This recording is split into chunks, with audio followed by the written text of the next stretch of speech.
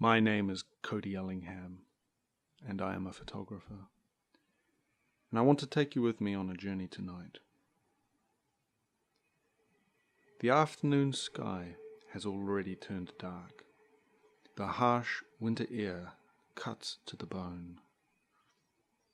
The hour has struck 5 p.m. A short melody rings out over the loudspeaker with an eerie echo. I am standing alone before a complex of Danchi, Japanese public housing apartments. Row upon row of identical numbered buildings reach into the distance. Their fluorescent lights flicker to life, illuminating the stark concrete. Danchi emerged across Japan in the 1960s to cope with rapidly growing urban populations. They were a vision of a new, harmonious life. Not so long ago, generations of Japanese families lived together in wooden structures that had not fundamentally changed in hundreds of years. They were noisy and cold, with little privacy and the constant risk of fire. In contrast, Danchi were revolutionary. They were safe and modern, with Western design and materials. Danchi range from 3- and 4-story units on the edges of cities to massive clusters of 15-story blocks housing tens of thousands of people. These new concrete communities replaced the dirt and wood of old Japan. I look at the scene before me not just as buildings, but as a symbol of something bigger. You see, the true arrival of modernity in Japan has a date. The 6th of September, 1960. On this day, the Crown Prince to the Chrysanthemum Throne, the current Heisei Emperor, visited the then new Hibarigaoka Danchi.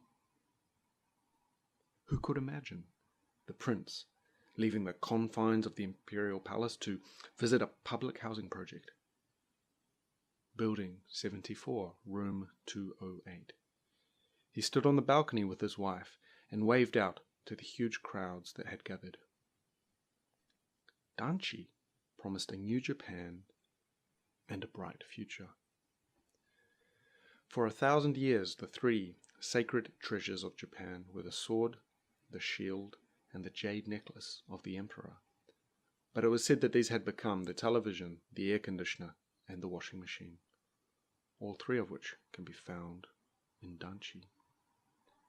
This was the new dream. And I was there too, but 57 years too late.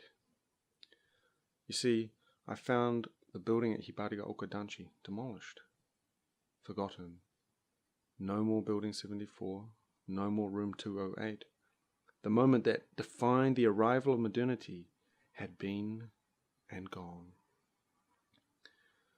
My photographic series, Danchi Dreams, explores these buildings as they were, as they are. I ask the question, how do the places we live in affect the way we live? What happens when modern architecture becomes old? I photographed Danchi at night, when people are at home. The time of dreams. We agree to be invisible to each other. They are inside, and I am out. I am attuned to any hints of existence, echoes in the hallway, a single light shining through a window.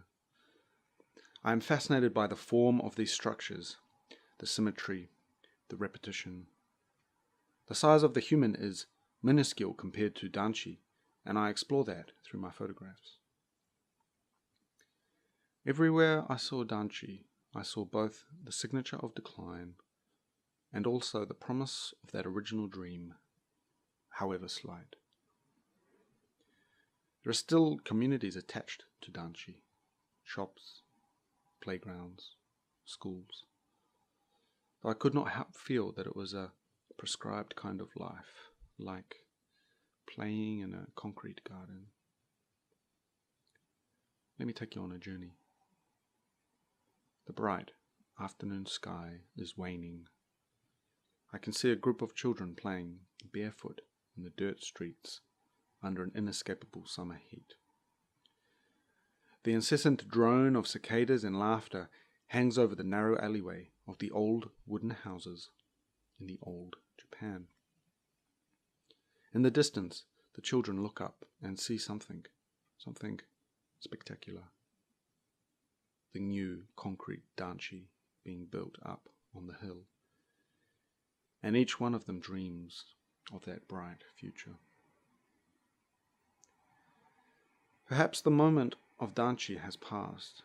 The world that it was born into is now almost forgotten. Almost. I will be exhibiting my photographic series, Danchi Dreams, here in Tokyo in May this year, exploring the dream, the decline, and the decay of these structures known as Danchi, but which many people still call home.